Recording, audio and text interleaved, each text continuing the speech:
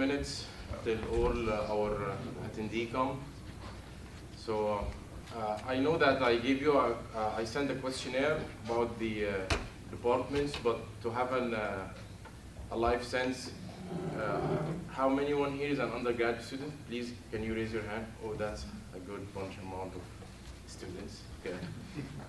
So I'm assuming the rest are graduates. Okay. So since the majority are going to be undergraduate students, you are a graduate student? You have a question? Oh, no, sorry. So I would be mentioning this once I start the presentation, but I have to stress this more and more. Doing a CFD simulation could be kind of a recipe thing. You have to know quite a bit about the numerical formulations. How can you perform a numerical scheme? What are the difference between different numerical or discretized scheme that you can apply?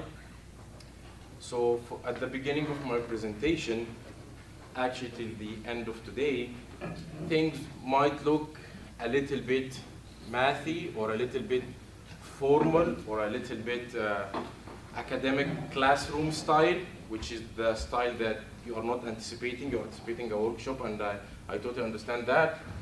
But we have to do this because guess what? When you go to Fluent software, you will be having some drop-down menus to select options from them. These drop-down menus are written in explicit scientific terminologies. If you don't know at least, or if someone who's performing a CFD simulation doesn't have an idea or a sense what is the difference between that term and that term, then things might get a little bit hard to perform or to get reliable results. So that's why we have the hands-on session at the end of the workshop. So we make sure that we will use Fluent. We will have nice colored figures so everyone will be satisfied. But again, the main workshop goal is to provide you or to give you an exposure about what are the different terminologies and numerical schemes or approaches that can help you in implementing a proper CFD simulation. And I mean by proper is a simulation that you know its limitation. It doesn't have to be 100% correct or resembling what's happening 100% in nature, because human being or humanity doesn't have this tool till now. But at least if you're gonna do this simulation in your graduation project or in your PhD research, you will define or quantify the boundaries or the limitations of that simulation. Okay? So I think we reached time now, by now. So hello everyone, thank you for attending. I'm happy and pleased to have you as an attendee for the CFD workshop. And my name is Nabil Khalifa. I'm a PhD candidate here at the Mechanical and Aerospace Engineering. This is my 5th year, so I have been here for a while. I'm about to graduate. Wish me luck in my future. And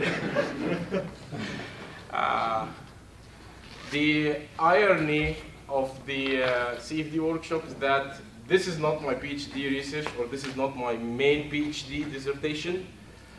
My main PhD dissertation was in analytical and variational formulations, because I'm a student Professor Taha, if someone took his course of Lagrangian dynamics. But to validate our analytical or numerical, to validate our analytical or theoretical research, we need either to go and do experiments or do numerical simulations. So we had to rely on that numerical package or performing CFD simulations to be able to validate our theoretical or analytical results. And it takes quite time to be able to do one single simulation, okay? Let's start. What is CFD, computational fluid dynamics? It's really obvious, but why are we gonna need computational fluid dynamics? or what's the purpose of the computation fluid dynamics? The answer to that lies in the governing equation. Any fluid flow is governed by very famous sets of PDEs, partial differential equations. They are called the Navier-Stokes equation. I'm sure that you had an exposure about this name even from the movies. So we need to solve this PDE numerically to be able to find our variables or to quantify the flow field, velocity, pressure, density, temperature, etc. If you have a species mixing, if you have chemical kinetics, you can add to the list whatever you like. And once you do that, if you solved this PDE numerically and you were able to find your variables in the domain, then you get to have these colored figures delivery, or as I said, another approach of CFD, or colored fluid dynamics. You can have some pretty good contours. You can have streamlines, and you can have an exposure of what's happening over, for example, this is an airfoil, which is a cross-section of the wing of an airplane. You can quantify the shape of the streamlines, the flow field. For example, you have here kind of a big vortex, and you can learn some physics and explain different phenomena that are happening in nature. Moreover, you can have some 3D visualization, a very good and cool isosurfaces. We call this contours that are in 3D space isosurfaces instead of a 2D contour. And you can have some videos or even real-time analysis to compare your analytical results with corresponding to the numerical results. And by the way, this is a CFD simulation that I did with Professor Taha. So there is many quite applications for CFD. As we early showed, it gives you a detailed flow field physics. You can, nowadays, with the high computational power, you can rely on CFD in the later design process. You cannot use CFD solely at the preliminary design process because this would be quite very extensive. But however, let's say you have a designed airplane, but you would like to design a winglet, or you have a F1 car, but you would like to modify one of the spoilers, a small piece of design that you would like to do for your current design. You can rely on CFD on doing this type of optimization in the design process. It can partially substitute experiments. If you would like to validate a phenomenon, you either go to numerical simulations or do an experiments, and sometimes experiments are quite expensive and quite tedious. And you can validate your research, as I said earlier. So let's go and see what's the CFD implementation process. We can break down this process in different three main stages. The first one is the pre-processing before you crunch the numbers or actually perform your simulation. The processing, where this is the stage where you set up your case and have your computer crunch your numbers to get the results, and the final step is the post-processing. So these are three main stages. If you're going to do any CFD simulation, anyone should follow these three steps or you will encounter them. For the pre-processing, the first one is that you have to, or we have to define our geometry. And I totally encourage when defining your geometry, use a specified package for CAD drawing. For example, SolidWorks or CATIA or NX, whatever is the solid or computer-aided design software that you're going to use. The second step is that you have, or we have to clean our geometry. What do we mean by clean? It means that we don't want to include unnecessary features in our geometry that will not affect the flow or the physics too much. Example, here this is a general aviation aircraft, and we're going to perform a steady CFD simulation. It's not going to be an unsteady simulation. The first thing that you can see that I disregarded the propeller. Why is that? Because normally in operating condition the propeller is rotating, so if I have to do this perfect CFD simulation, I have to include it as an unsteady CFD simulation. Moreover, I disregarded the landing gears. because this was a preliminary assessment of the airplane drag. Moreover, I disregarded the antennas. These antennas are not gonna contribute too much to your airplane drag or airplane performance. They are gonna contribute, yes, but it's not gonna be too much. And guess what? The more complex your geometry is, the more hard your mesh is gonna be. So make it as simple and as clean as possible. And while you are drawing the geometry in the computer, in the CAD software, make sure that that it's being drawn in the minimal amount of surfaces. Because when the second step in the pre-processing, you will be dealing with that geometry in the meshing software. So the second step before meshing is that we have to generate our fluid domain. So if you are gonna simulate any piece of structure, the mesh of that element or that piece of metal is gonna be the same material of that piece of element or that beam. But however, in fluid mechanics, we are not studying the airplane itself. We are studying the domain or the fluid that's surrounding the airplane. So we need to create a bounding box, for example, okay, or it could be a bounding circle or a bounding sphere. And then you include your geometry, which is the airplane. That's a very tiny and small one. This gives you a sense of how large is the domain. And then you do a subtraction. So this is the subtracted domain, okay? So this is the couple steps that we can do in the pre-processing. We're gonna dive deep in the next workshops in each one of those steps, but I'm just giving you a big picture of what should be the process is. And finally, after you have your domain, you can create your mesh. So this is the meshed surface, and this is the symmetry surface, because I'm just simulating half of the airplane, and these are the fluid domains, so fluid elements. In other words, the fluid elements are here, outside from the board, covering the airplane, okay? But the airplane itself, what's beneath or backwards, those green elements are just cavity. There is nothing, because we are not simulating the airplane. We are simulating the subtracted surface, okay? This is the subtracted surface. The software that I mentioned that we are gonna use, or at least I recommend, I'm not gonna give a detailed way of how we can use any of the CAD drawings.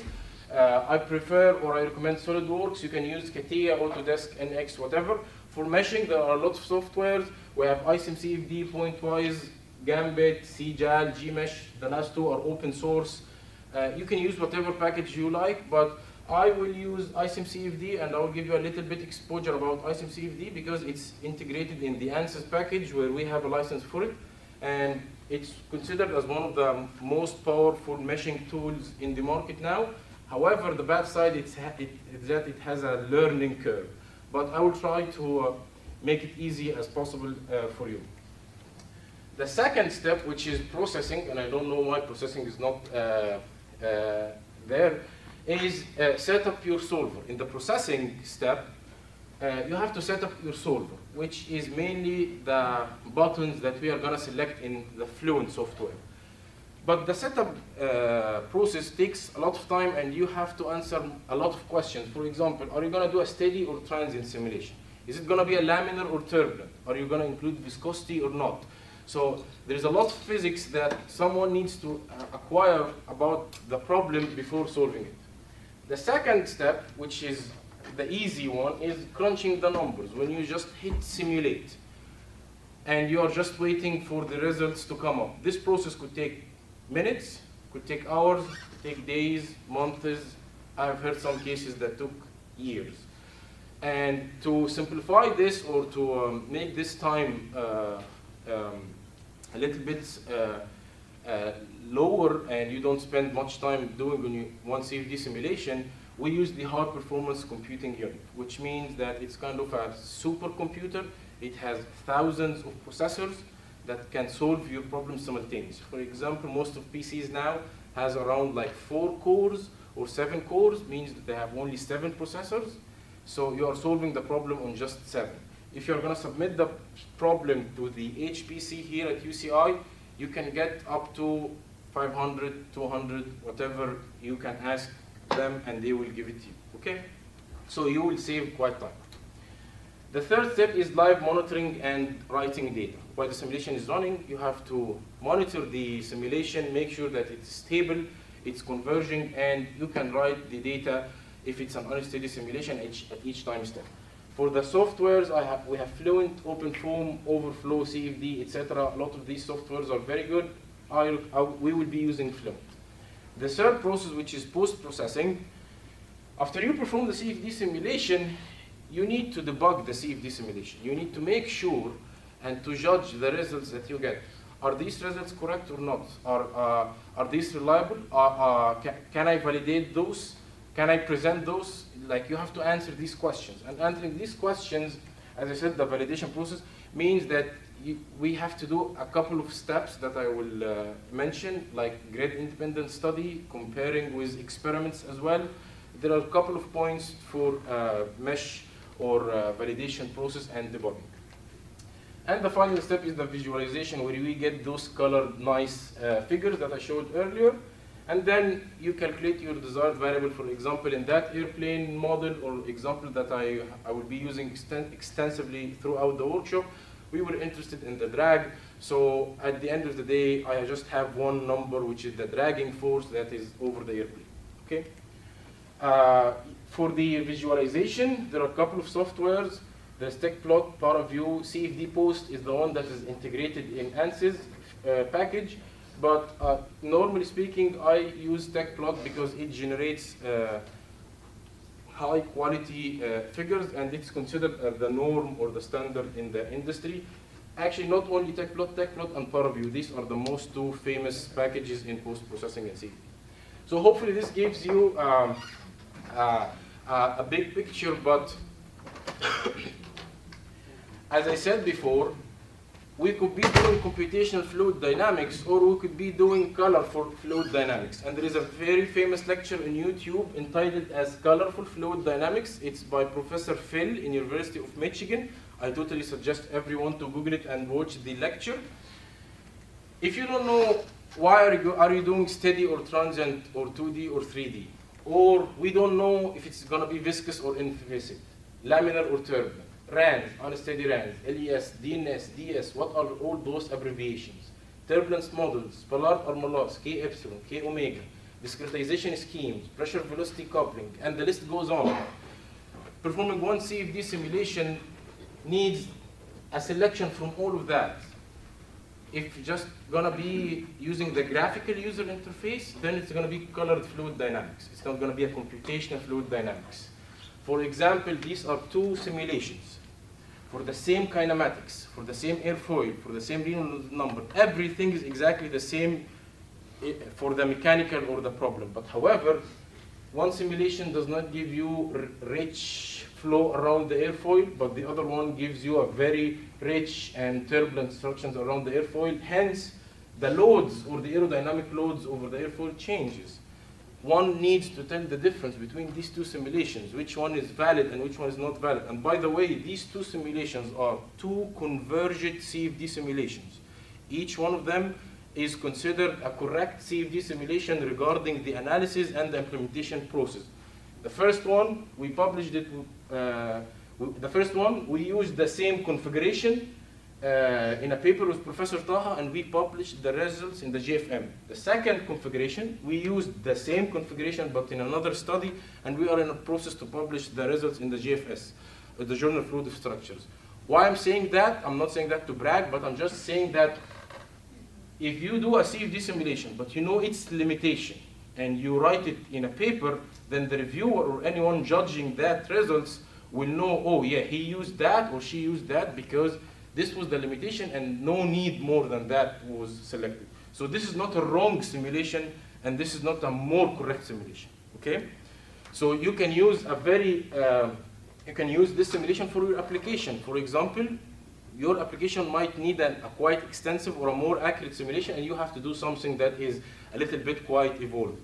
The same, these are the 3D videos for the previous simulations that I showed. As you can see, one gives you more vertical structures, but the other one, it doesn't give you anything. It's kind of an extruded shape or an extruded contour in the 3D or the Z domain. So enough of that. The final statement that I'm gonna end this introduction with it is that CFD analysis is only as good as its performer. Okay? The computer is not smart enough. It's not an artificial intelligent code. You have to tell it what it should do. And to do this in a formal way, we need to dive a little bit in flow physics. And by flow physics, I have to apologize anyone who has a background about this flow physics or this governing equations. Sorry about that, but there could be a lot of audience who doesn't know or don't know about these governing equations, so I have to give a very quick introduction about that. So any flow field in nature is governed by continuity equation, momentum equation, and energy equation. The first two equations grouped together are called the Navier-Stokes equation. They are considered $1 million prize PDE. If you are able to show their existence and uniqueness, you get a $1 million. And it has a lot of forms. So the Navier-Stokes equation in most general form looks like that. The first one, that PDE, is the continuity equation. And this second long equation is the momentum equation. This is the full form of the Navier-Stokes equation. So why we should care about that full form? The answer is that this equation can model or predict compressible flows. And at the same time, it can predict non-Newtonian fluids. What do I mean by non-Newtonian fluids? I mean that the shear stress, which is that term, is not constant. So for example, we are used to that the shear stress of honey or water or whatever is a constant number. That's why we get the behavior of liquids that we are used to.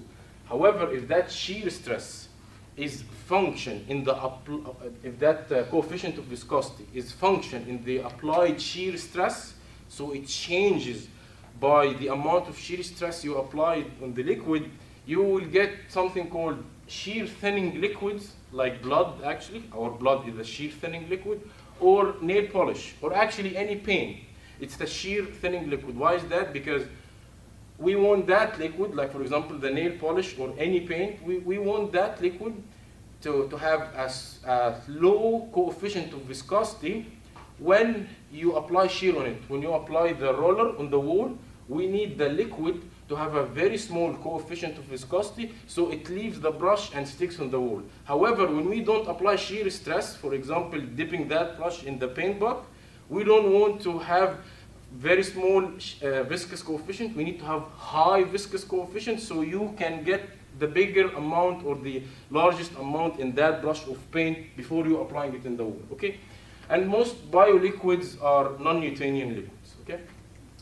And a famous one, it's called an oblique. You can have a very cool video YouTube. It's a mix of water and cornstarch. When you apply a very high shear stress on that type of non-Newtonian liquid, it actually solidifies. Like if you get a hammer and you try to punch it with the hammer will not go inside the liquid. So it's kind of nice, cool experiments. Moreover, it can resolve shock waves. For example, if your problem doesn't have a shock wave and the shock wave is a compressible or a discontinuity in a compressible flow, you can disregard this term in the full Navier-Stokes equation, which is called the second viscosity term. You can disregard this term in the PDE, and you will have to use that large PDE to solve your non-Newtonian compressible but no resolving for shock waves in your simulation.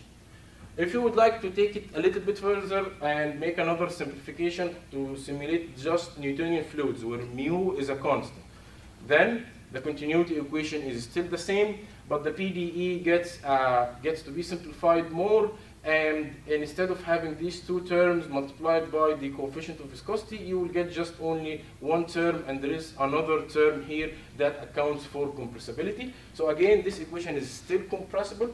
If you would like to disregard compressibility, then you disregard this term, and you are left only with these three terms. And by the way, the large D is just expanded at this. It's just the local acceleration multiplied by the convective term. And it's called material derivative or substantial derivative.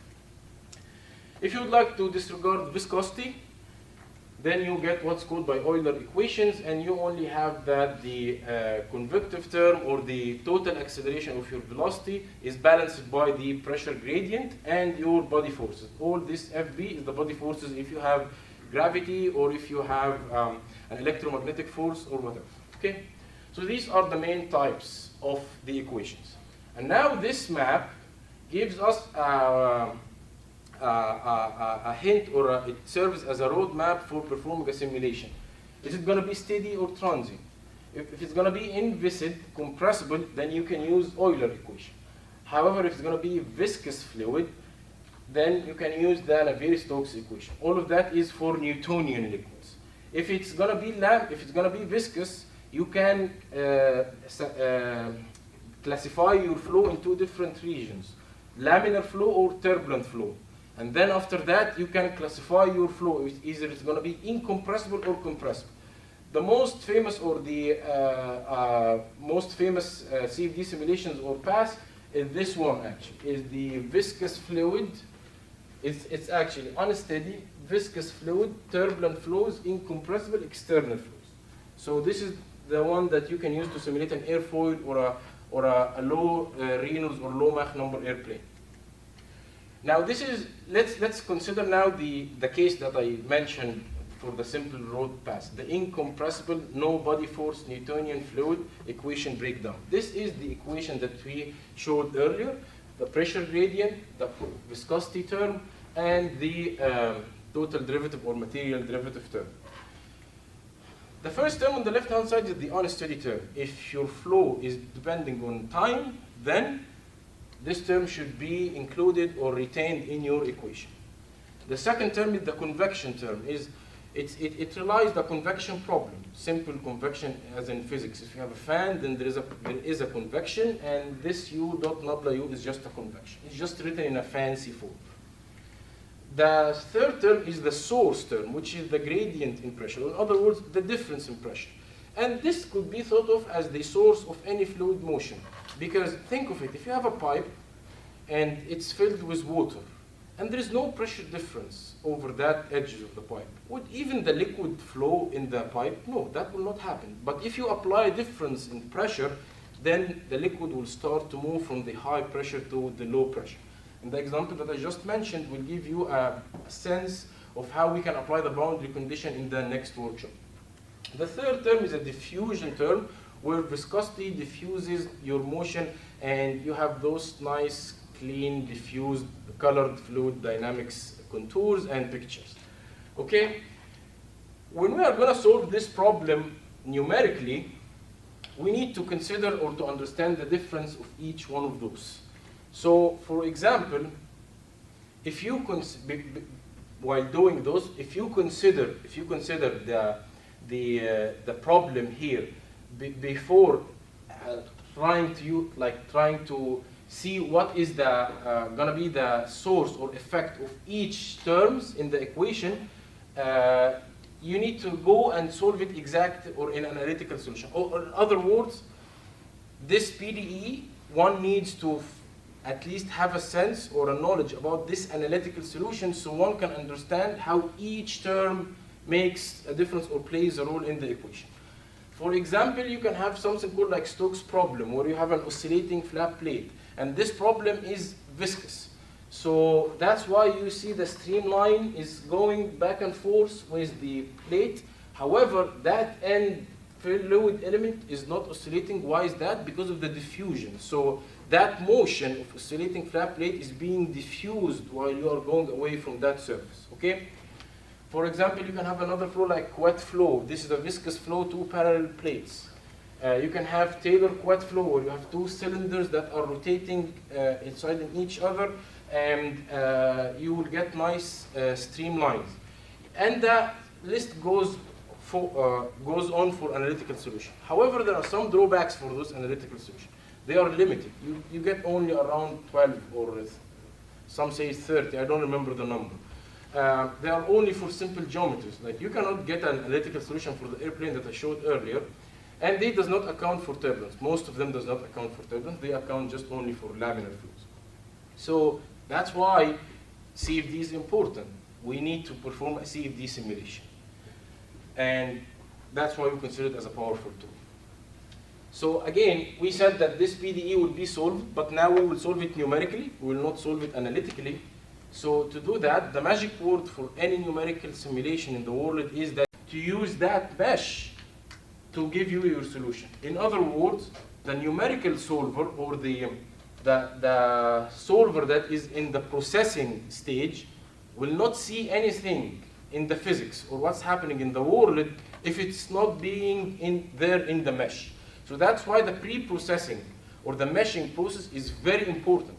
Half of your CFD simulation is a mesh, and the other half is a setup for the CFD solver, okay?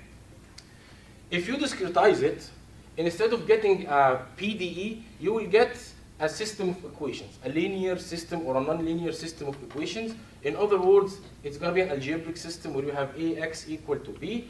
You can invert this system or solve this coupled system of equations and get the results. Instead of having a nice, smooth, continuous curve, you will get a discretized values or an approximation of what's going to be the value in reality. And to make this red result look closer to the continuous one, all what you need is that you have to get a finer mesh and a finer mesh, so as if you are approximating your results just with a Taylor series or whatever, okay? So there are different methods to solve this PDE numerically. One of them is called finite difference. And what is that? In finite difference, all what we do is that we consider the gradients, partial phi, for example, by partial x, and we expand this gradient in terms of a Taylor series. We truncate this series, and we are left with a term that you can approximate the value of that derivative at this point. For example, that value of a derivative as a point is equal to y2 minus y1 over x2 minus x1. That's literally equal to something like that in a very simplified form, okay? So this is the finite difference. And the finite difference deals with your nodes in your mesh. When you discretize the system, you will have nodes. I have element 1, element 2, element 3, and you are dealing with the values of your property at each node. The second numerical scheme or numerical procedure, it's called finite element. And the finite element is that they don't discretize the gradients in the first step. What they do is that they multiply the PDE with something called a test function. It's a hypothetical function that doesn't exist. We multiply that PDE with a test function, and then they integrate over the domain. And after that, they discretize the domain. And remember that test function, they approximate that test function. They are going to say this solution, to be continuous, it must satisfy, it must have like a shape of a function. That test function could be linear, could be quadratic, could be a third order, whatever. And you assume that the solution inside the element will be linear. And then you kind of solve your system to find what's going to be the shape of these linear functions that I assume that are already there in my solution, okay? The third process or the third form is the finite volume. Where the finite volume, all what they do is that they take again that PDE and they integrate that PDE over the whole volume, then apply something called Gauss theorem or divergence theorem to transform these volume integrals. Instead of dealing with a volume integral, they are going to be dealing with a surface integral. So this makes the process much easier. Why is that? Because you will not be dealing with what is exactly happening inside the cell. So for the finite element, you need that shape. And for the finite difference, you need that value. But however, for the finite volume, you are only interested with the flux. What's entering that cell and what's exiting from that cell. And that's it. So you are dealing with the fluxes over the boundaries of your mesh elements. There's a final one that's called boundary element, where the test functions inside the finite element process are assumed to be the fundamental solution of your PDE. It's a very powerful and mathematical way of solving the PDE. And they integrate again all over the domain. They apply Green and Gauss theorem. And by the way, if someone here is a graduate student in the mechanical and aerospace engineering, the potential flow is considered as a boundary element method technique. The power of this tool is that you don't need a mesh. You will only discretize your boundary, and you will not discretize your domain. So it's oftenly named as a meshless way of solving the PDE. Let's have a comparison between the difference of the four techniques, and let's see what are the advantage and disadvantage and the application of each. For the finite difference, the PDE solution is not known. We don't know the PDE solution, of course. And it handles only box-shaped geometry. So if you have a rectangle, the best way or the best numerical approach to solve your PDE is the finite difference. Okay? The disadvantage of that finite difference scheme or process is that you need kind of to discretize the whole domain. You will end up with large matrices, and it performs very bad in convection. So remember, in our Navier-Stokes equation, we had a convection term. So finite difference schemes are not that good with convection terms. Okay. The application, it's used in astrophysics and weather calculations. Let's go for finite element. The PDE solution is not known again. It handles curved boundaries and complex geometry. So this is a good thing now. You can have a curved shape, or you can have a very complex geometry. So finite element enables you to do that, but finite difference does not enable it. It enables you, but in a very hard manner to apply. The disadvantage again is that you discretize the whole domain, you have large matrices, and again you have poor performance for convection. So finite element method in fluid mechanics, it doesn't behave well when you have a large value of convection. And the application, it's used in structural analysis, heat transfer, and sometimes it's used in CFD. And that's why in structural analysis, when you don't have convection, because the beam element that you are studying is not moving, like it's the beam elements is not moving inside the beam, but the fluid particles are moving inside the tube. So there is a huge value of convection that's being valid in any fluid simulation. And that's why the structural analysis relies mainly on the finite element. Any mechanical package uses the finite element as the main or the standard for solving the numerical PDE, for solving the PDE numerical. The third one is the finite volume. Again, the PDE is not known. It has superior results for convection. Its results compared with finite element and finite difference for highly convected flows are very superior, and they are very good compared to these two previous methods. And it handles curved boundaries and complex geometry in a very good fashion. There is no problem with an airplane or a curved airfoil or whatever flow inside a very curved pipe, or in our veins, any curved shape is okay. And it discretizes the whole domain as well, and you end up with large matrices as well. So you have large matrices. It's mainly applied in CFD, heat transfer, and chemical kinetics. If you have a chemical reaction, it's mainly solved by finite volume process. The final one, which is the boundary element, you discretize only the boundary. That's why you get small matrices, you don't get large matrices. But the drawback is that you need to know the fundamental solution of the PDE. In other words, when I mentioned the potential flow, the source and the sink and the vortex, and I'm sorry for being technical, these solutions are considered as the fundamental solution of the Laplacian operator, and that is why we group them and form our solution. So actually we are solving a boundary element problem. The application for that is mainly in structural analysis, because it's very, it's behavior for highly convected flows. If you don't know the fundamental solution, then you cannot apply it actually. Okay, so after we showed all of that, it's obvious now that we will select the finite volume, and moreover, this scheme or this approach for solving the PDE numerically is the one that's being implemented in Fluent, and most probably every commercial available package like OpenFOAM or the one that I mentioned earlier. But we need to know that's named finite volume, okay? It's very important. Let's go for the next step. So let's discuss, or let's dive deeper inside the finite volume. And as I said earlier in the session, things might get a little bit mathy. There will be a lot of terminologies.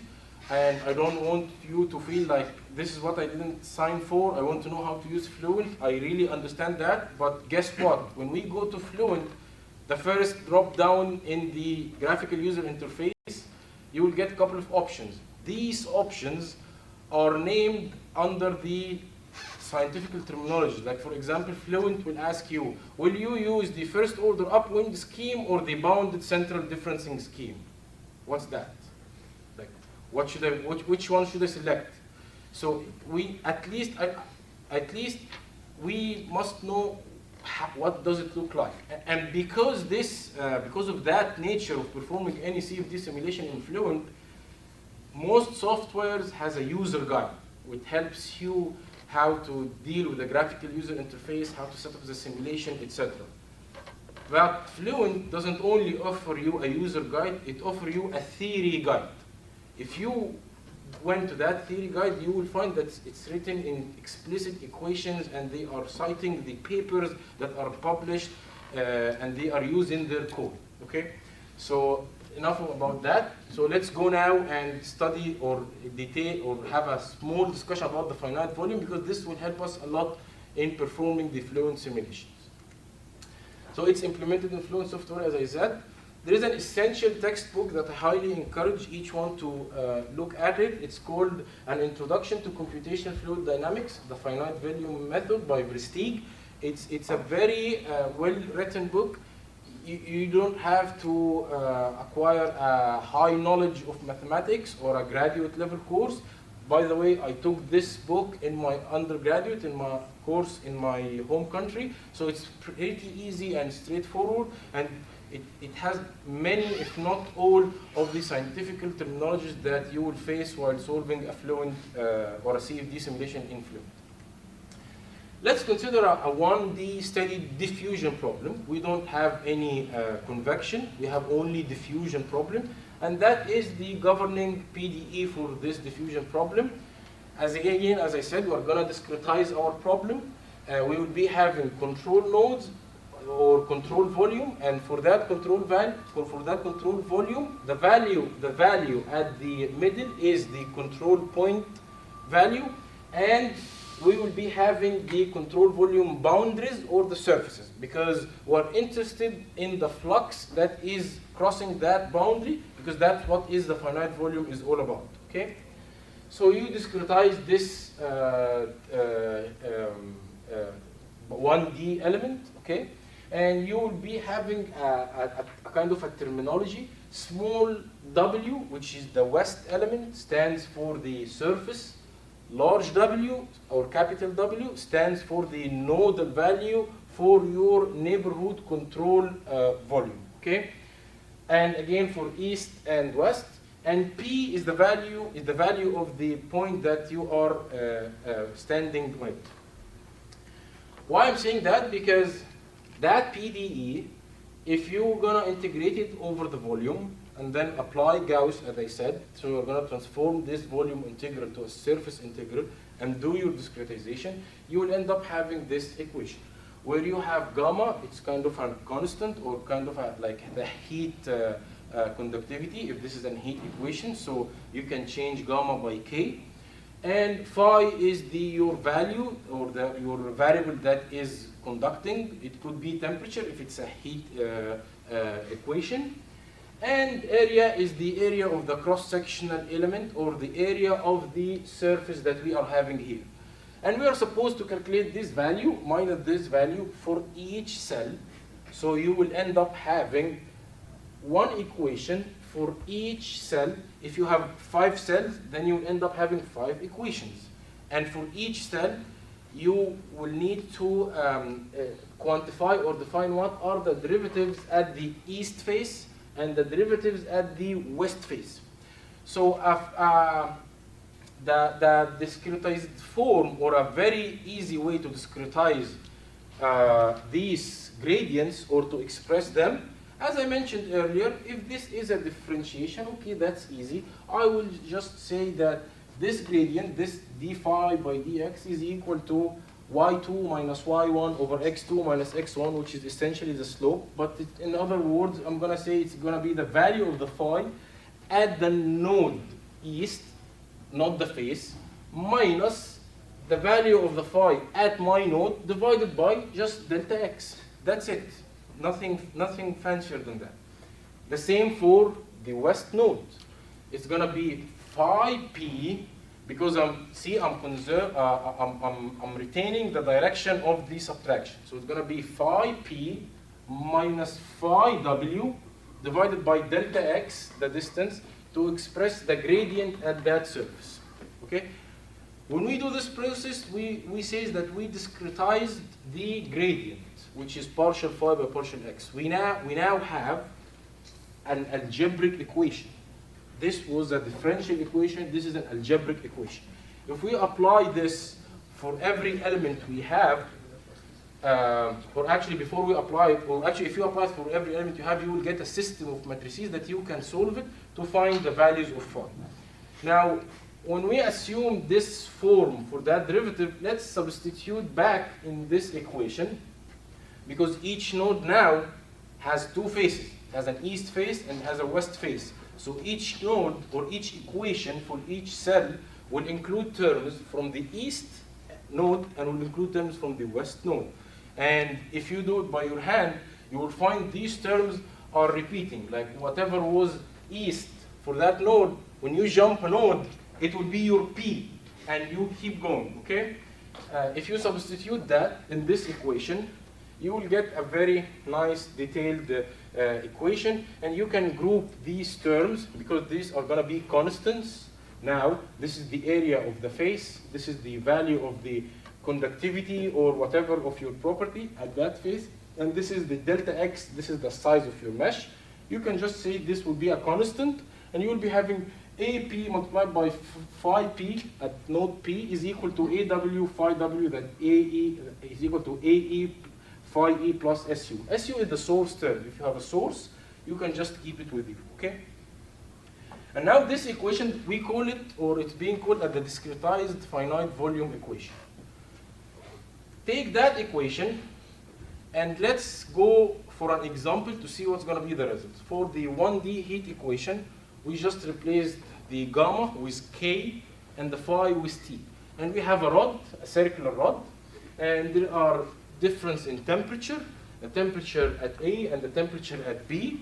This is 100 degree and 500 degree, and we have the area. And we would like to know what's going to be the temperature distribution. This solution, this problem, by the way, has an analytical solution, but we would like to do this numerically to study or analyze the efficiency and the characteristics of that numerical scheme.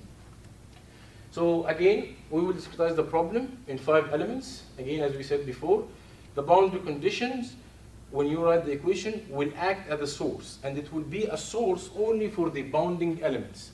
So that equation, when you apply this equation for the element that is on the boundary, you will find that this boundary, or forcing this value, will act as if it was a source in this element.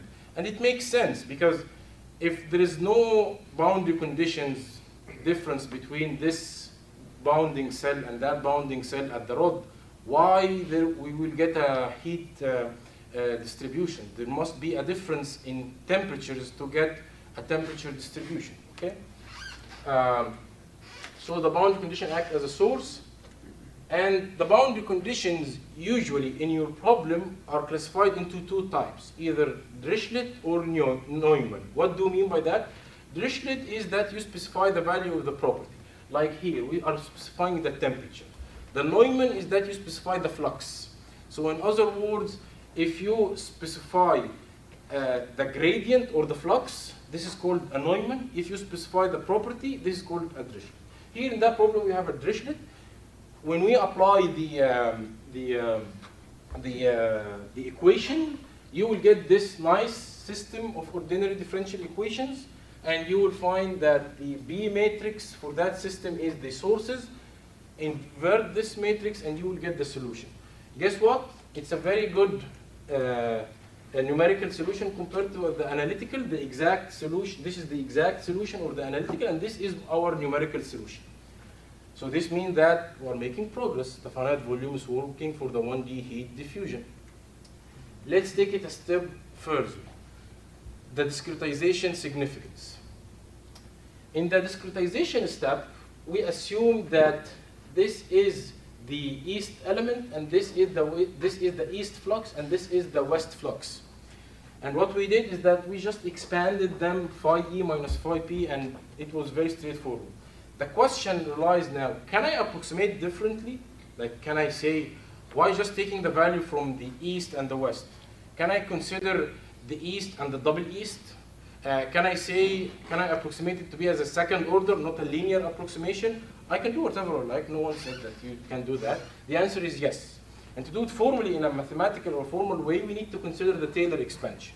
If you have a value of a function like here, and you are standing at point P, you can expand this function in terms of the value of the function plus the first differentiation multiplied by delta x, the second differentiation multiplied by delta x squared, and you keep going.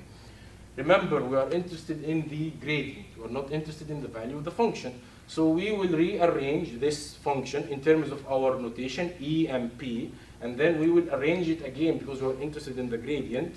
You will find that once you do the arranging, you can have the first order derivative to be expressed in this form. So if you keep only that term, that what we did actually, this means that you are retaining or you are disregarding all the elements that are multiplied by delta x. And when you take your approximation or the gradient to be approximated in this form, this means that your scheme is first order, because delta x, or your mesh size, is to the power of 1 in your approximated gradient value. So remember when I told you a couple of minutes ago, are we going to select a first order scheme or a second order scheme? This is where it comes from. So if you have the east value to be larger than the p value and you have e minus p, this means that you are forward differencing. This scheme is called forward differencing scheme. But if w is less than p, you have still w here and p here on the spatial coordinate, but you are having p minus w, then that would be called a backward differencing scheme. Okay? Both these two schemes are first order schemes. This means that they are first order accurate. However, there is another scheme that's called central differencing.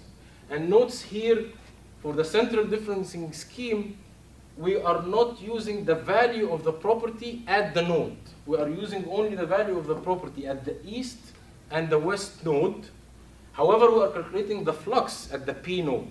Why is that? Because actually the central differencing scheme is these two schemes minus each other.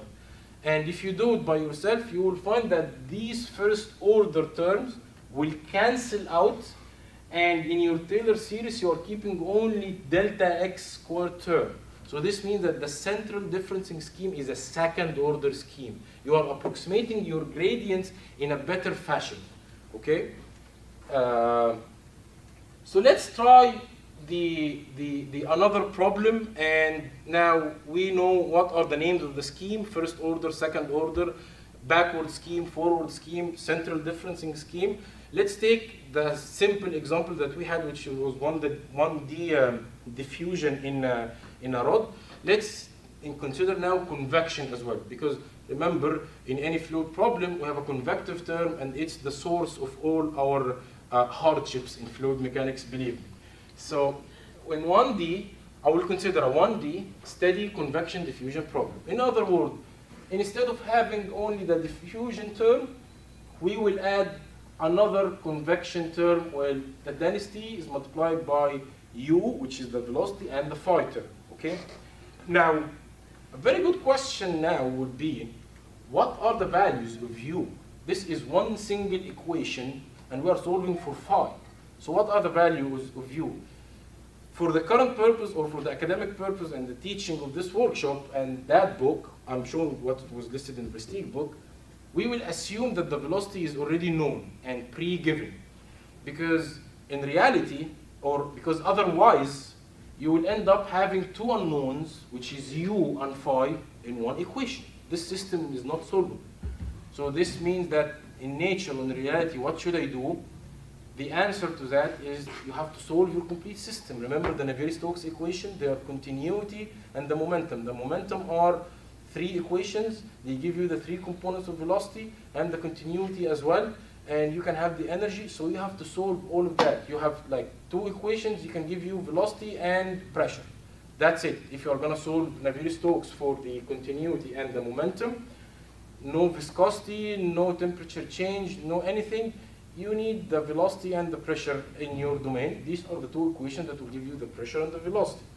And this means that there should be a way to solve this problem if I don't know the velocity.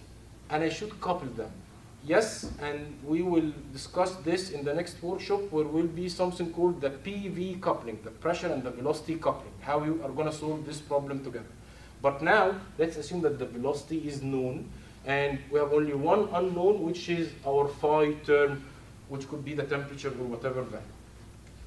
Let's apply the finite volume again as it is. Now, instead of having these two fluxes, we will be having as well the convection term, okay?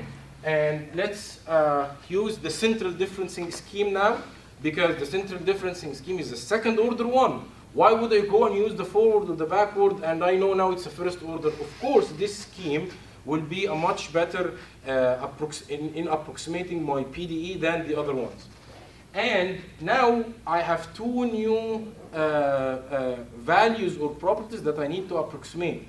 Remember last time we approximated the fluxes. Now we are stuck with the value of the property itself at the east face, which is here.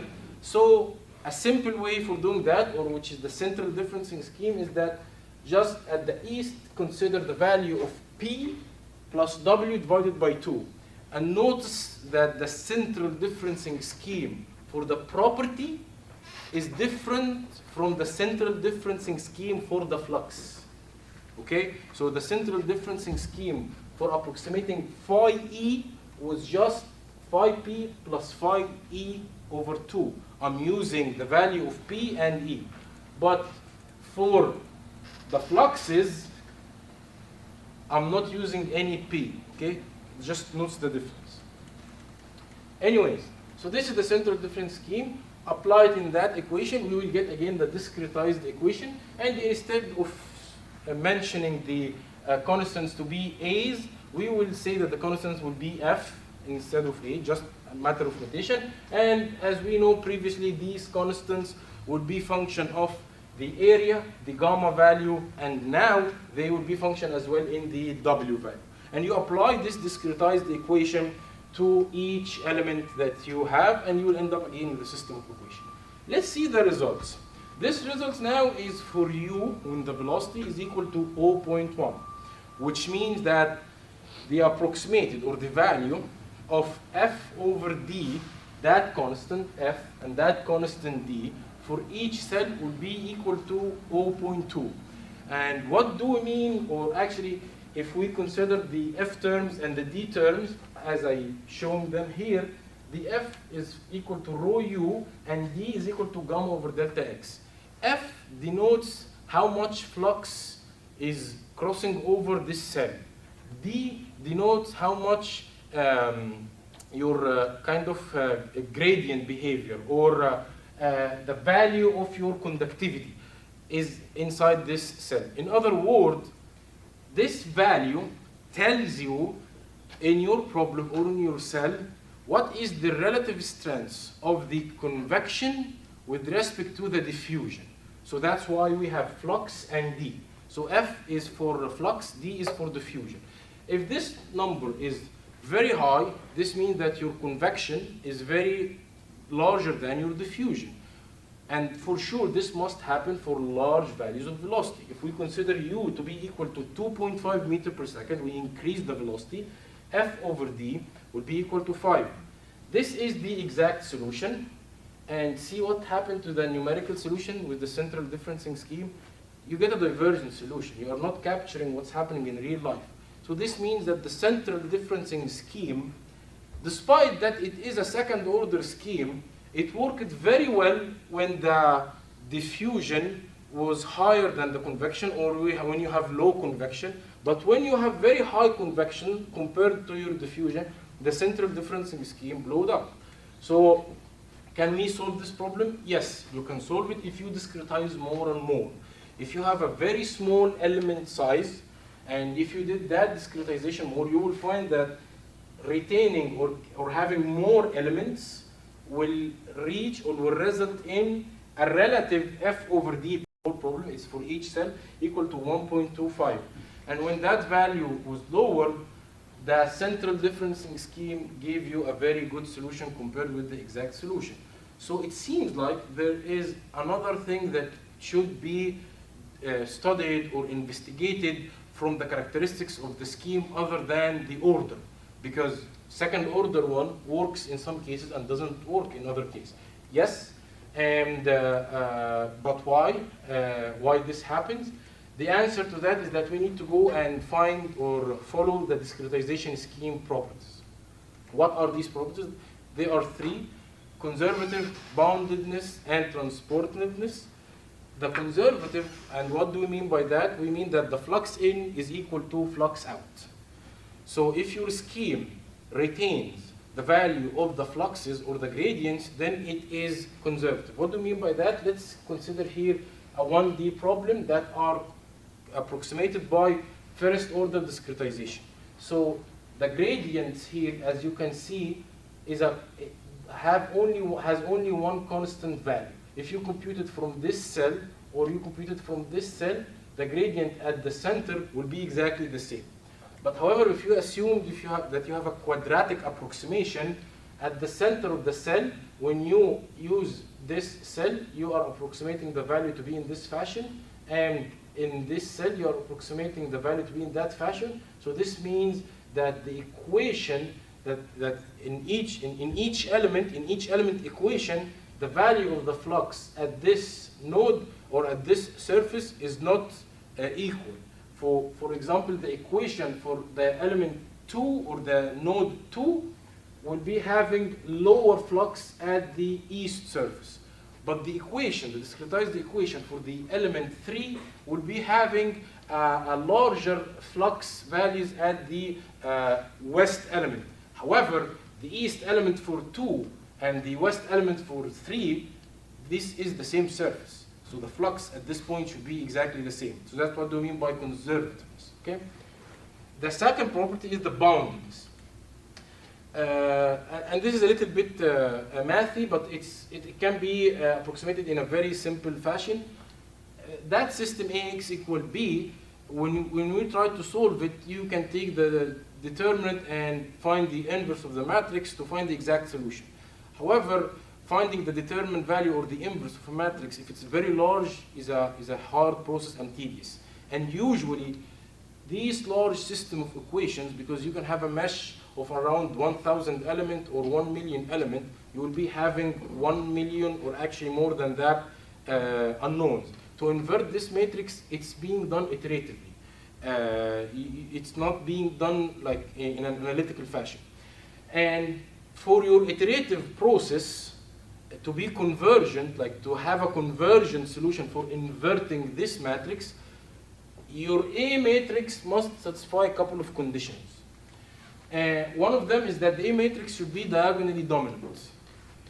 And the other condition is that the signs of the small a's were the coefficients of the discretized equation. Okay, remember, they are the coefficients of the discretized equation. These constants must have the same sign, either positive or negative. Let's take an example for the matrix that we showed earlier. It's really obvious that it's a dominant, diagonally dominant, but however, we have a negative sign. Yes, that's true, because this equation must have this value in the other side of the equation, because this is, for example, T1, but this is T2. So when we write the equation, we have T1, which is Tp, is equal to something in T2 plus blah, blah, blah. But when you are trying to solve it in a matrix, and when you are trying to write it in a matrix form, this term will go to the other side. So actually, you must have the diagonal terms positive and the off diagonals to be negative, or the other way around. The diagonal terms to be negative, and the off diagonals to be positive. So when that happens, you will get a convergent solution. The final property is the transportiveness. What do we mean by transportiveness? Recall the convection versus diffusion dilemma that I showed earlier. Let's consider case A here. Case A here, you have point node E and node W, and you don't have any convection. This is only diffusion. And the conductivity is constant. This means whatever property here, it's diffusing is with equal rate to whatever property is there, and they are meeting at the point P. What happens if I start having flux? These two cylinders will squeeze and stretch it, and they will translate. That's why what has been emitting from W is now near P, and E is not contributing to anything with the properties that are being emitting from E are not being there at P at all. Why is that? Because the direction of the flow and the convection is much larger than the gradient, okay? And if you don't have any gradient in the limit sense, then you will be having no dispersion in this direction. This relation between the convection and the diffusion, it's being quantified by a non-dimensional number, a very important one in fluid dynamics. It's called Pictet number. Okay, the Pictet number is the ratio of the convection over the diffusion. If you have large Pictet numbers, this means that you have large convection flows. If you have low Pictet number, then you can approximate your problem to be just a pure diffusion problem. Okay. Your scheme or any scheme should has the ability to quantify the difference in these two cases. Okay, should first of all capture this difference in the constants. That's why the constants of the central differencing scheme were actually F and D. So the constants of the discretized equation were an explicit function or an explicit ratio between the flux and the diffusion. Okay, so the scheme must be transported. Back to the central differencing scheme, that equation we used, if we try to assess it, we will find that the central difference scheme is conservative and it is transportive. However, it's not bounded for any flow with a Pictet number larger than 2.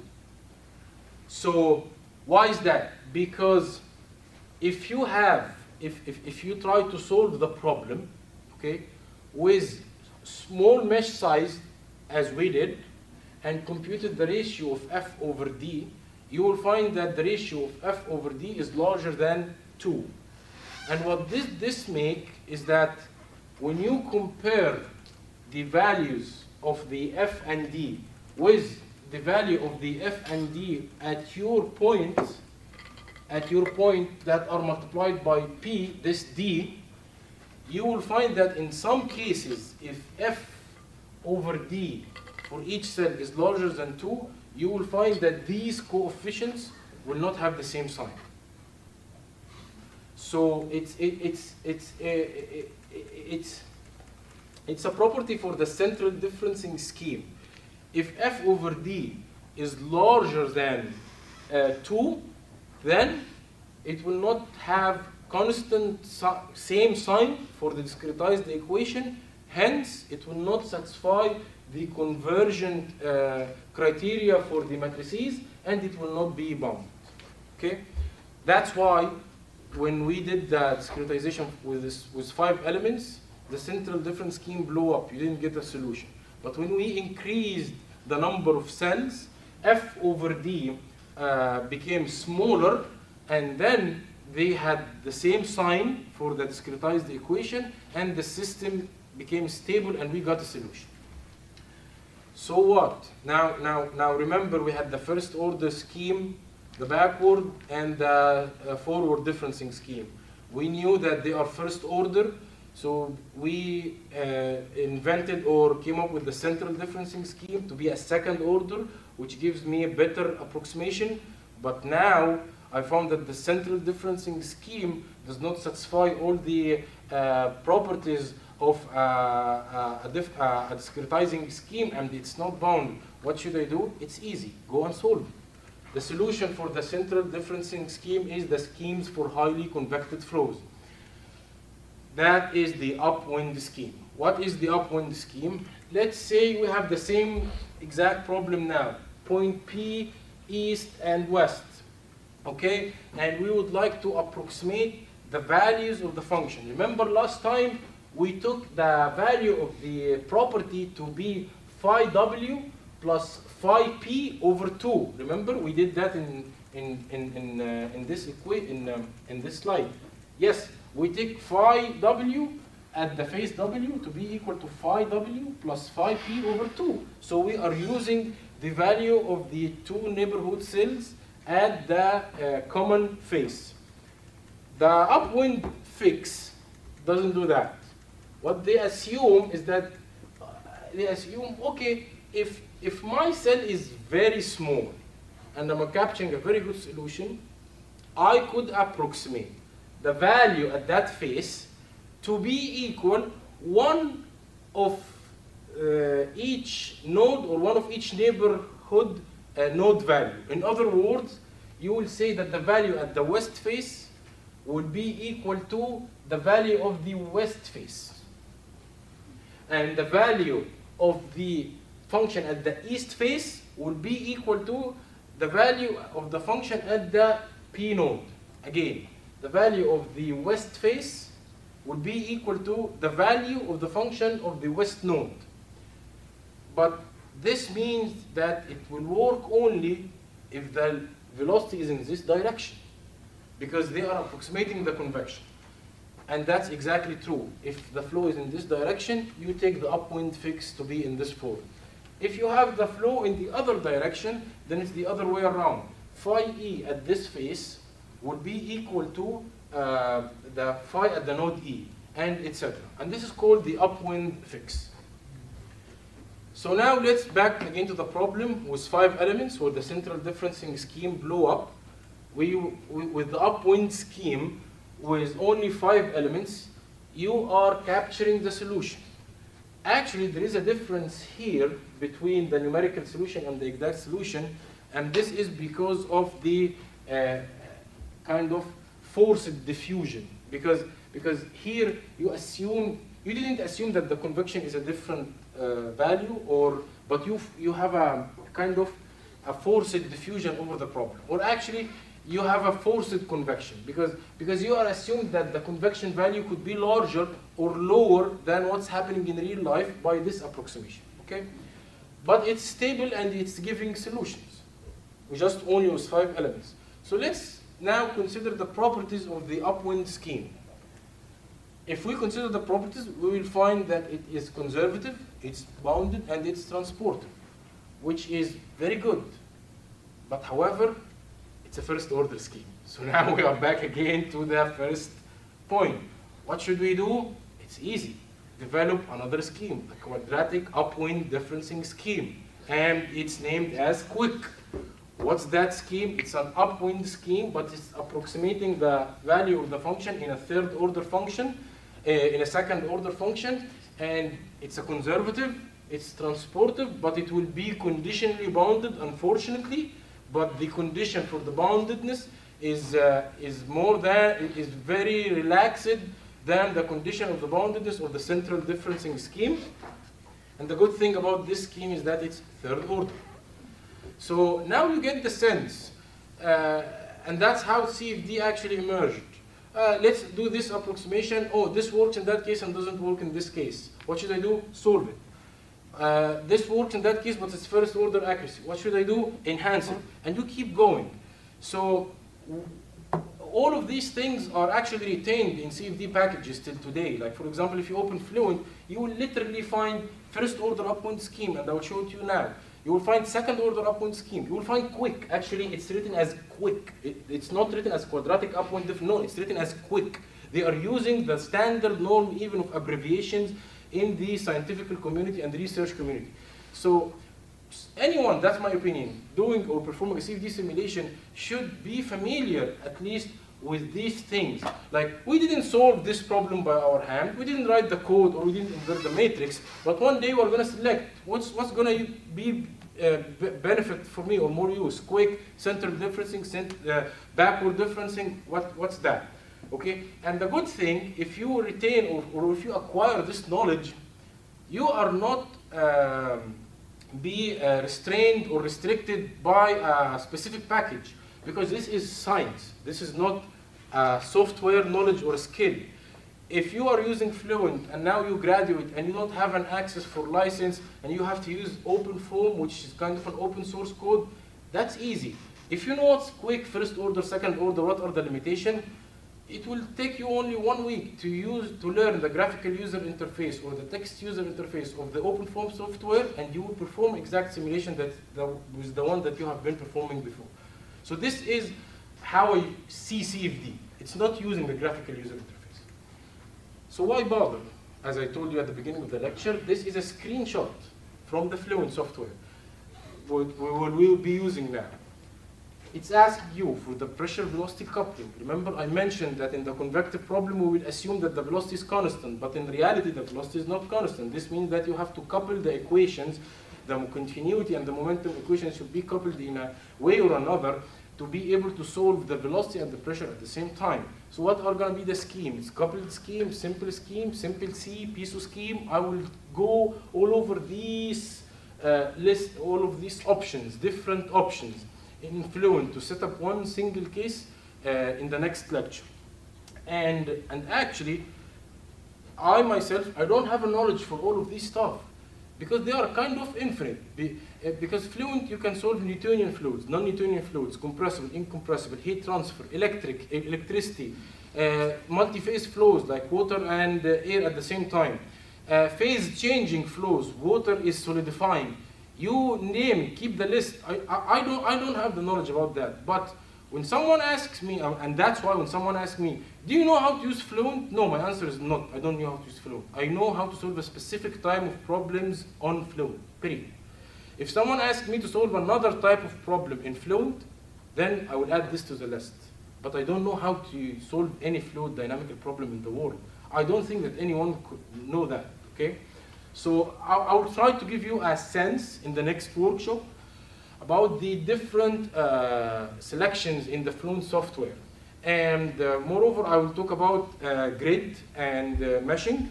And because this is a workshop, it's not a lecture class style, I will dedicate the last 15 minutes or even 45 minutes, whatever who would like to stay, to have a single case where I will set up with you Fluent and we will run the simulations and get the results. And before that, I will take you through a tour of the ANSYS package. What are the different components of the ANSYS package? So you get familiar with it. So that's what we're going to do, tour through ANSYS. And the problem that we're going to solve, it's called the driven cavity problem or driven cavity simulation. We will do a grid dependency study as well. And the driven cavity simulation is just easy. It's a bounding box. It's a box where the flow or the liquid here is stagnant. There is no liquid. There is no motion. So this is a wall, and this is a wall, and this is a wall. And some say, or you could say that there is a moving wall. Okay. So if this wall moves, and you have viscosity in the liquid that is inside here, as if this could act as if you are applying a boundary condition or you're applying a tangential velocity on this surface. So when we are solving this problem, you can say that this is a moving wall, or you can just say that this is a velocity inlet where no velocity in this direction, because this is a 2D problem, and only velocity in the x direction, okay? And this will give you a sense. I will talk also in detail next workshop about different boundary conditions, what are their physical meanings, etc. Okay? And then the third workshop, I will talk about turbulence, because I didn't mention a lot of things about turbulence. And the last workshop, I will talk about how we can do all of that in the HPC, because I faced this problem and it took me a lot of time, to be honest. I had to do a 3D domain problem, and I knew most of this stuff, and I went and tried to implement it on my PC or even a workstation. I had a very decent workstation in my lab, but I was asking the workstation what is out of its capability. This cannot be done on a personal workstation. I had an Intel Xenon 12 core blah blah blah workstation. One simulation, if it's a transient simulation, took me around like 3 or 4 days, and I had to run multiple of these. Like, we need to run, like, I don't remember the number, it was 25 or 30 simulations. If you just do the math, assuming that they are correct, if you just do the math, then this is about like 3 months, around 90 days of running time. I'm doing nothing in my life. But yes, I'm not kidding. And I've been seeing people actually giving up doing one single CFD simulation because of that. And they transitioned their PhD dissertation to another thing because I don't know how to do this. I'm not kidding. So that's why I spent like around a year or a year and a half just learning how to perform one CFD simulation on the HPC. Because guess what? When you set up the case and you have everything, it's just a straightforward process. You want that thing to be run on another machine. You don't do that all set up again or everything. No, it's just not like that. It's just one single line if you know how to deal with an HPC. And that simulation that took me 3 days or 4 days took me around 10 hours or 8 hours on the high performance computing. One single simulation. And actually I can submit those 20 simulations that I told you about simultaneously. So I remember one day I was using more than 500 core, or actually 900, because per one simulation I used 48, and I was running 15 or 20 simulations at the same time. So it's a very big benefit here. I totally recommend anyone who, especially graduate students, if you are gonna use CFD for validating your research, or even as the main PhD research, step one, while learning how to use Fluent or CFD packages, learn how to perform that simulation on the HPC here at the UCI. It's very helpful, okay? Enough about that. This is the problem. Now, this is the problem setup, where we'll be having the material properties, Reynolds number, the solver setup. I will go all over that, but to make things better, I will open Fluent now, and we will go through the different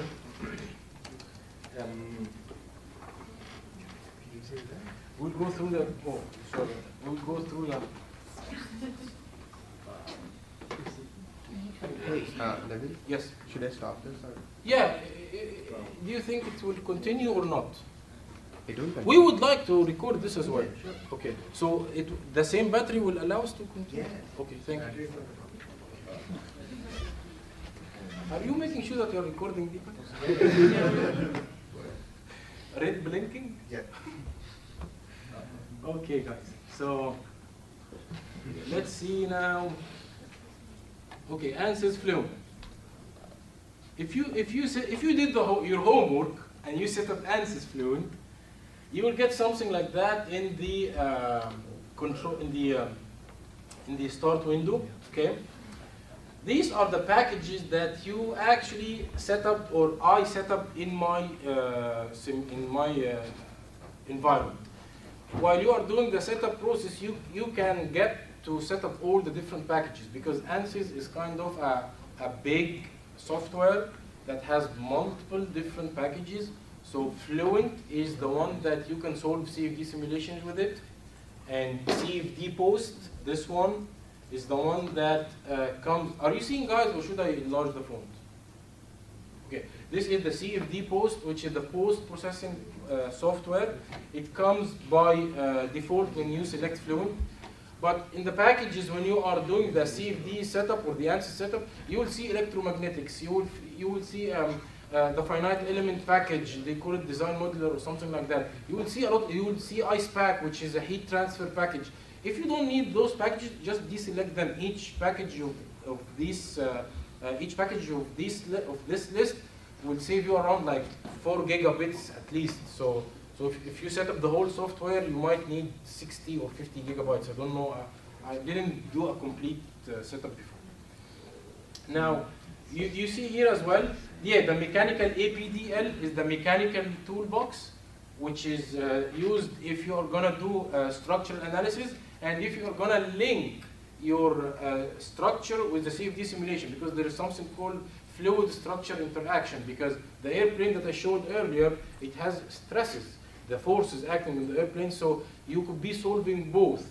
Instead of having that outer mesh and nothing inside, as I showed earlier, no, inside will be the beams and the plate elements of the mesh, okay? And you'll be solving the structure interaction. The main software that they are trying to sell or promote, ANSYS company, is called Workbench. Technically speaking, in that Workbench, you can do everything and you can access all your packages that you already set up them or installed them. But I don't, I will show it to you, but to be honest, I don't like to use that Workbench because it doesn't give me quite flexibility. So for example, let's start, if you would like to do a Fluent simulation, you just drag this Fluent simulation and put it here. So this means that you have a case of Fluent where you can do setup, you can set up the simulation and you can access the solution. So, but I mentioned earlier that we need a mesh. So this means that where should I have my mesh?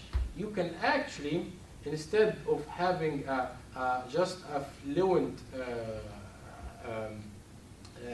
simulation, you can include your mesh, for example, here before it. So now you have your mesh where you define your geometry and you can do your meshing, and whatever mesh is coming from here will go to that Fluent software. And to save you all of this, they have, I remember that they have a complete one for fluid simulation, which I'm not seeing here, for example, where all of these are listed together. Anyways, but let's see what will happen if I click on setup. It's giving me a question mark because there is no case, there is no solution, there is no geometry, there is no mesh. So I need to load my geometry or I need to load my mesh. For example, I will right click and I will say import mesh file and I will say browse. I will go to, oh, this will take us some time. I should put it in the desktop after that.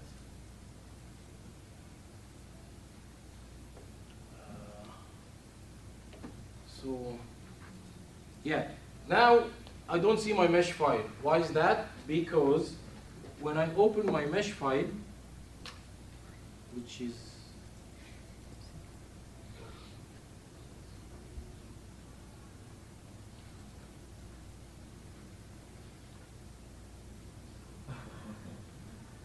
here, my mesh file is this one. It's named as cavity.mesh. .mesh is the mesh extension that Fluent deals with. So if I go back to my software, you will see here that it was asking for CFX mesh file. CFX is another Fluent package, is another fluid dynamics package that is available in ANSYS. It performs CFD simulation. However, I will be showing only Fluent. So you can go to Fluent file. Now you can see Fluent files. Now you can see the mesh. Okay. If you have that mesh file, with somehow or another, you can link these two together. I don't remember how doing that, and I don't want to look that I didn't do my homework because I wanted to show you guys that I'm not expert in this, to prove that I can do CFD simulation without using the workbench because I'm promoting this. But I will try to do this in an instant now, and if it doesn't work, there should be a way of selecting these two, and there will be an arrow that connects this one to that one. So that's why I don't like Workbench. Okay, now enough of that. Go here, straightforward. Where is my beloved Fluent? Yeah, just go and click on Fluent. It's very easy, it's straightforward. Now it asks you, this is the very important step now. And I totally recommend guys to use it like this. Don't use the workbench because you will be debugging the logic of dealing with the workbench software instead of doing exactly CFD simulation. If you are very good with this Fluent package, you can just save it and then you can open the Fluent software from the workbench. You will get it with time, okay? But don't feel that I am retaining you from having some piece of information. No, I actually don't know it. So for ANSYS, every ANSYS package, when you open it, you will get asked to define those stuff. Simulation or 3D simulation. If you have a 2D mesh, but you selected 3D, Fluent will not open, and vice versa. If you have a 3D mesh and you selected 2D, you'll get an error, okay? The options. The double precision. What do you mean by double precision? It's something related to programming. You know, one single precision is about 265 bit, or it's about your computer accuracy. We used to have 32 bits, now there are 64. So double precision, this means that each number that the computer is using is around 128, okay? So if you have double precision and you will be having double precision, just enable it because it decreases or minimizes the rounding accuracy in your numerics. If you are doing a very exact simulation. Use job scheduler. Job scheduler is the something when you are try to deploy this job on a high performance computing unit. The ANSYS package of the Fluent software has a ready built-in way of dealing with clusters, but we don't use it here at UCI, so you don't need to select this. And if you're going to use a remote Linux node, okay? For the processing type, it's either serial or parallel. What do you mean by that? Serial is you're gonna use one processor. For example, if your computer has 5 processors or 7 processors, you'll be using only one to solve that problem, okay? If you go for parallel, obviously you will be finishing this problem in a much faster way, because instead of having one processor or one core solving the problem, you will be having 3 or 4 or whatever number you have.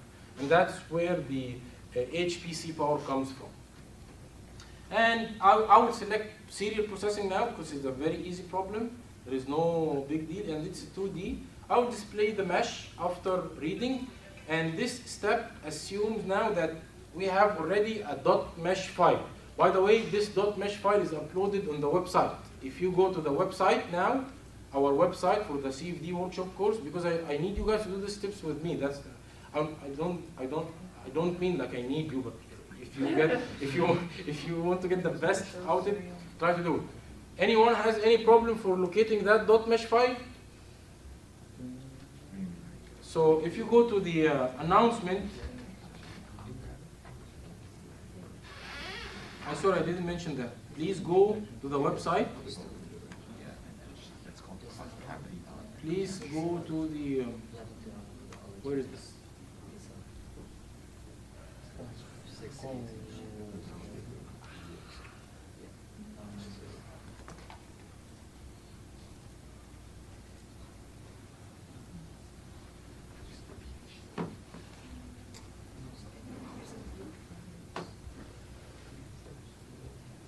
Please go to the website. It was in the welcome email. And go to schedule, and you will find under session 1 hands-on mesh file. Click on that. You will be asked to download the cavity.mesh. So this assumes that we are going to start the process having already a .mesh file. The next workshop, I will show you guys how we create that .mesh file from a geometry.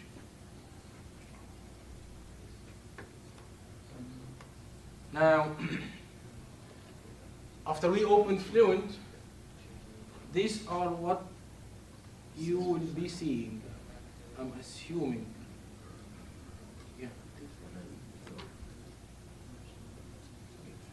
Okay, so here, this will be the outline view of your case, how you're going to set up the case, run the solutions, monitor the results, everything. This is your playground. You can do whatever you like. This is the console. Everything that is being done in the software is being written here. And it's very, very important to read and be familiar with these scripts and whatever is being written, because if you are gonna run Fluent on the HPC, you will do it from the text user interface, which means that there will be no all of this. You will be dealing with Fluent in a text fashion. Write a command, it will reply. Write a command, it will reply. What does it reply with, or what are the texts that Fluent replies with? It's actually written here. So for example, in my early time when I wanted to learn the text user interface, I used to have my own dictionary. So I go to the graphical user interface, I click read, mesh, and then I select my mesh. I press OK. Now Fluent will start writing some stuff here. One of the things that Fluent will be writing, you will find it here, is that clean script, blah blah blah, Nabil, blah blah blah. Where is the RCD command? You will find RCD, which is read mesh. Anyway, redirecting, processing. I'm kind of not seeing it, but there should be a command. Yeah, reading. Here it is. Reading without and listing the directory. So if you would like to do this in a text user interface, whatever we did here, we will just click RCD or read, so it will read the mesh. Now after we read the mesh, enough about the text user interface, we get the mesh here, and it's clearly shown and visible. It's a 2D mesh. I regenerated the mesh previously for you guys. And let's go for the setup solution. The setup of the problem goes in this way, one by one, and you select whatever you like. Let's go first for the general one. You will see here scale, and this gives you a very good intuition about the scale of your mesh. So my x-axis and y-axis is varying from 0 to 1. Remember, the dimension in the PowerPoint was 0 and 1 and 0 and 1. And the units, my mesh is, the units are in meters. So this means that this is 1 meter and this is 1 meter. And usually when we do CFD simulation, we scale the body so we can have a characteristic length. So for example, if we have an airplane, we do not do a simulation for that 100 feet or whatever, I don't know the length of an airplane. We just scale it so we can have the chord of the wing to be 1, for example. If you have an airfoil, you keep scaling, and you make sure that the Reynolds number in your physical domain and your numerical domain are exactly the same. And I will talk deeper about this in the next workshop. So this scale thing gives you a very good background about the dimension of your mesh, because you could generate the mesh in another software, for example, in millimeters. And when that mesh file is exported, you will find here that it is 1 millimeter. And if you are doing your calculation for a specific Reynolds number for 1 meter, this means that you have a specific velocity. If you apply that velocity in this mesh while having 1 millimeter, this means that you are having 1 over 100, or actually 1 over 1,000 lower Reynolds number.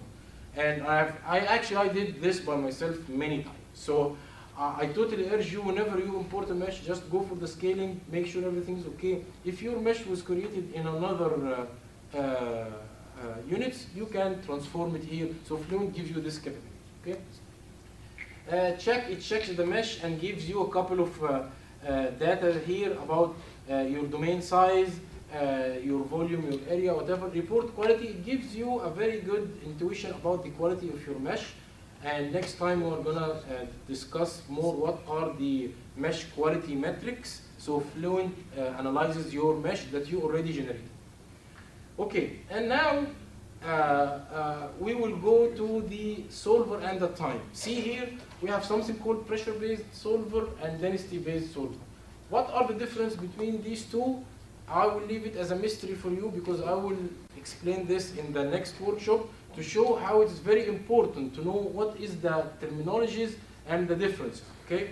But for time being, pressure-based is that it decouples or solves the pressure and the velocity in two different ways, but the density-based, it couples all your equations and solves them simultaneously in one step. But you can think of the pressure-based as if it's an iterative process, okay? For now, we will select pressure-based. It's very recommended to use pressure-based in incompressible flows. We will be dealing with an incompressible flow because remember our Reynolds number is very low. It's just 100, was just 1,000. So 1,000 Reynolds number. This is a laminar flow, and the velocity is just 0.014. If you computed the Mach number, you will find that it's a very small value. So this is an incompressible flow. However, it's a viscous flow and it's a laminar one. So it's a steady, viscous, incompressible flow. Okay. So we will select the pressure based. We said it's going to be steady, so we will select the steady. The second tab in your setup is the models. And when you click in the models, you get all of these. What are these? You have multi-phase flow, if you have air and liquid, whatever. You have energy, if they are going to solve the energy equation or not. You have viscous model. What are the viscous models? So if you double click on the viscous model, this will open. You will have this nice list of abbreviations. It looks like a doctor prescription. So you have inviscid, laminar, Spalart, Armalas, K epsilon, K omega, transition, scale adaptive, DS, like wow. So all of this stuff I will discuss in workshop 3. And these are quietly related or tied to turbulence model. But our flow is laminar. We are including viscosity. So we will select laminar. By the way, could anyone tell me if we selected inviscid, this means that there is no viscosity, and we tried to solve the problem, would we get anything out of this problem? Yes, exactly. We won't get anything. We will get anything? I know that there is an area of debate now, Professor, but you will not get anything because there could be kind of a slip condition there. The liquid or the boundary condition that you are having for a slipping wall, there is no viscosity to let the air to circulate. You will find that the contours of this problem will be in a circular pattern, and we will have a nice big vortex inside this problem. So now, as we said, it's a laminar problem. We don't have radiation, no heat exchanger, no species, no discrete, nothing. And actually, if we were to, I'm not expert too. So to be honest, I deal only with laminar and turbulent subsonic flows. What I mean by subsonic is that they are supersonic. Not supersonic, what I mean by subsonic is that they are compressible. There are compressibility. We can take into account compressibility. So Mach number is larger than 0.3, but Mach number is less than 1. There is no supersonic flows, so there's no shock waves. Okay? I haven't done any simulation of this. So enough of the models. Let's go to the second step, which are the materials. Now you can have in the materials, you have your fluid and your solid. In case if you have a solid, you can define it. Let's go for the fluid. And in our problem, if you click on the materials, you will find here down, create and edit. If you would like to change the material, it opens you the edit materials, okay? There is a Fluent material database here. If you select on that Fluent database, that tab, it will open to you all the Fluent database that are available of all the materials. For example, if we were to do this simulation with water, but we're not going, but if we can just select water. And you have two options, water liquid, as if it's a liquid water, or a water vapor, okay? So it's a pretty enabling thing. And now we are dealing with air. In other words, we are dealing with incompressible air, because see here, density is constant. So in that window, density is constant, and this is the coefficient of viscosity. if I would go and do this simulation with an ideal gas, and I select change create, see, if someone is very sharp, there is one message that was written here. Obviously, no one sees this message, but I'm gonna read to you what's saying. It's saying enabling energy equation as required by material density method. So, if I'm solving the air as if it's a compressible one, which means that I have now density change, not only pressure and velocity, this means that the continuity and the momentum will not only give me a solution, because I have three variables. I need another equation. And what's that equation? Is the energy equation. So Fluent helps you on those stuff, but you need to be a little bit aware of it, okay?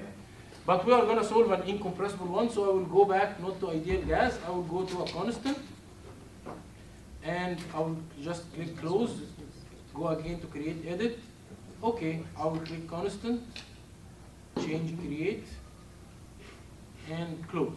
So now I have my material to be air. I tried many times to delete this aluminum in the solid, but I couldn't, so it seems like Fluent wants to be there, and the one who wrote the code had a sincere value about aluminum, but I don't know why. Now let's go to the second step, which is the cell zone condition. We have only one zone now. What's the one zone? It's the fluid inside here. For example, if we have two different meshes, a cylindrical mesh inside a rectangular one. So, and we created that mesh on its own and this other bounding mesh on its own. You will be having two different zones. Each mesh or each patch of mesh that you are importing inside Fluent will have a specific zone, which is in the cell zone condition. So now I have only one, and that one is fluid, okay? And I named it fluid. And its type is just fluid. See, the zone condition is either fluid or solid. Now let's go for the boundary conditions. Now this is where kind of a little bit of information is needed, but I will make your life easier. We have now 4 boundary conditions. We have 3 walls. So I named this wall while I was creating the mesh. I named this edge and that edge and that edge to be wall. And what is their type? Their type is wall. I will click edit on the wall, and you will find what are the options inside the wall. Is it a stationary wall or a moving wall? Because it could be a moving wall. It's a no-slip wall. This means that I'm satisfying the u velocity is equal to 0, v is equal to 0. If it's specified shear, this means that I'm satisfying u is equal to 0. However, I'm satisfying v is equal to 0, the normal velocity, but I'm giving the solver the value of the gradient of the u in the normal direction. So I will speak about this in more detail. But now it's just a no-slip boundary condition because that's a driven cavity, what's happening in reality, and I will keep it like that, okay? Now for the moving, I just selected the topper boundary to be moving.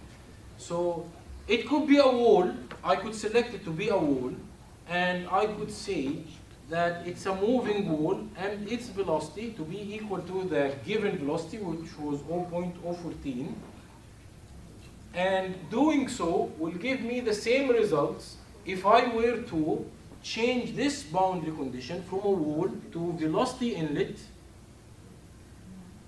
and change the velocity inlet from magnitude normal to wall to magnitude and direction, and I will specify the x component to be equal to only 0.014 and there is no y component, and I'll select OK. The 2 setups that I already did will give you the same exact results. Now dynamic mesh is not it's time now. Reference value.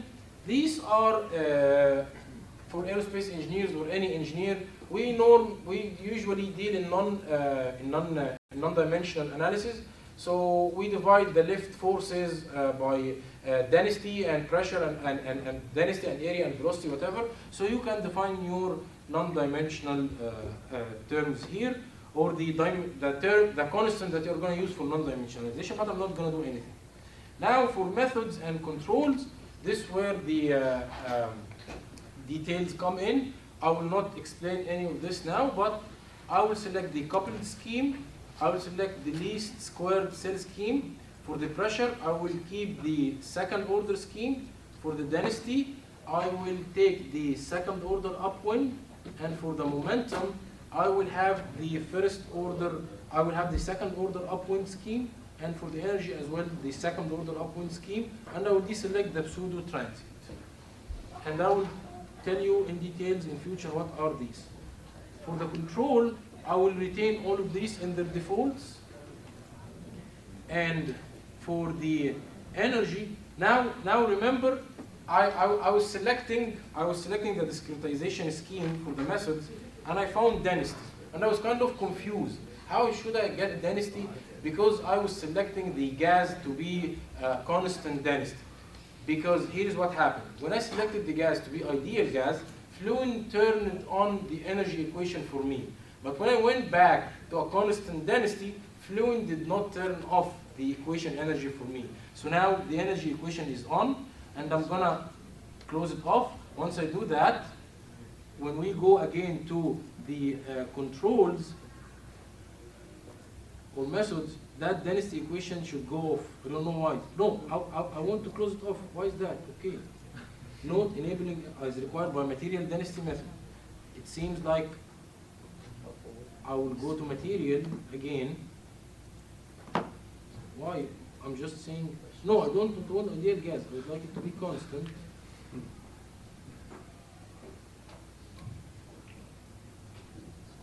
Fluent database. Where is air? I'm going to select it again. Air.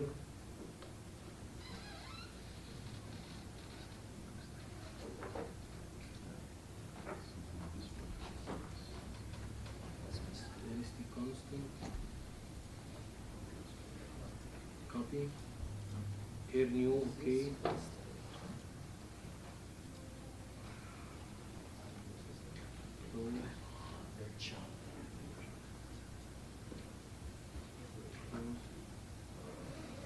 It seems like he wants to retain the density. Okay, maybe I did a glitch. I will read the mesh again. Read mesh. Discard case and read new mesh. Okay.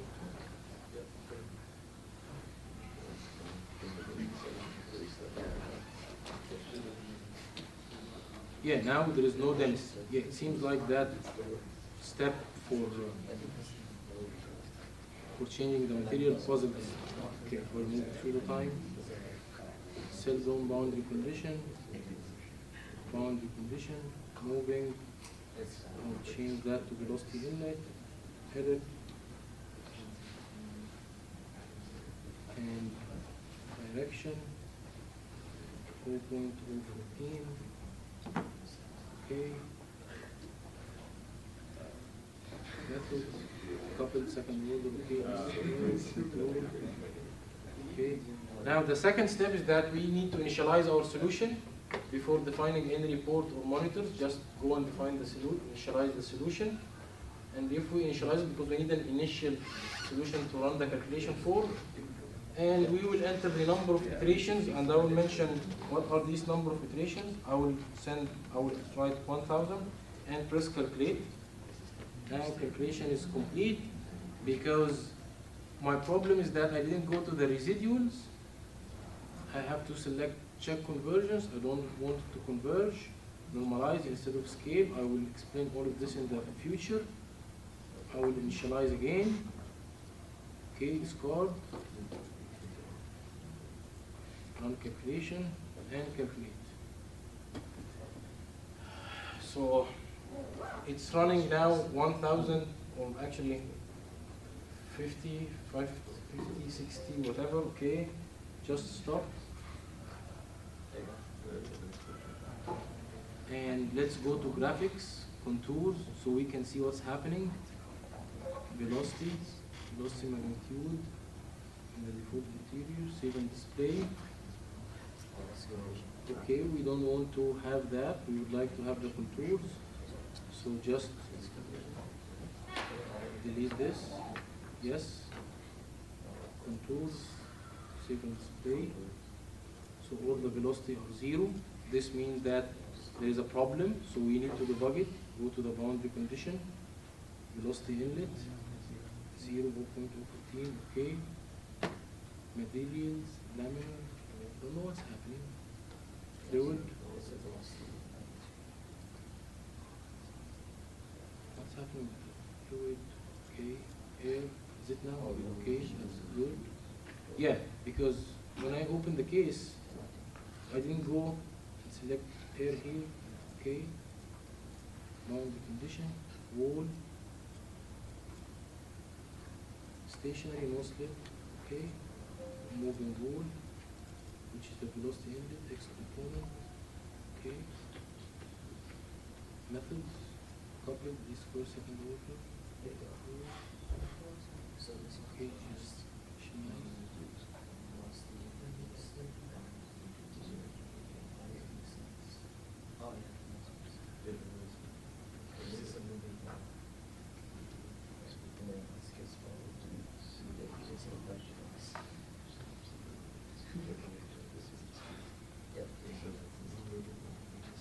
I don't know why my okay, I'll just close it.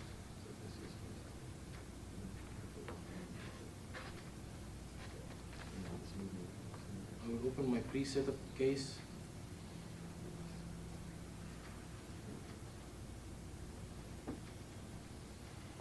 Okay, see here.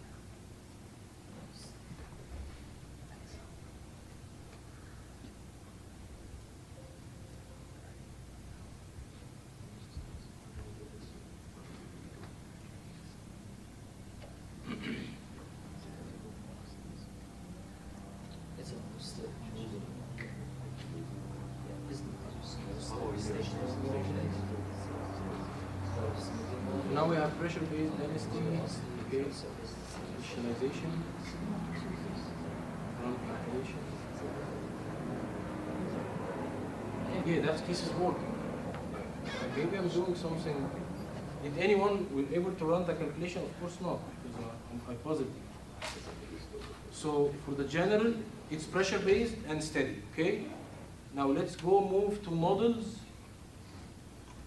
For the viscous, it's laminar. For the cell zone condition, for the fluid, we have air. For the boundary conditions, we have moving, which is velocity inlet, and we have wall, which is a no-slip wall. And then leave anything to the defaults. You just go to the monitors or residuals, deselect this, do not check for conversions, press OK, and then initialize the solution. And then run calculation, give it 2000 iteration, and press calculate. Hit calculate. Now as you can see, the residuals are going down, which gives you a sense that the solution is converging. And if you just stop it now, and you go to graphics, go to the contours, contour 1, save and display, you'll get this nice contour for the velocity. Go to region 0, and the refinement level is 1. I'm going to refine by 1 level, which means that I'm going to divide each cell into 2. I'm going to divide it by half. And press adapt. If you do so, then click display. Something happened.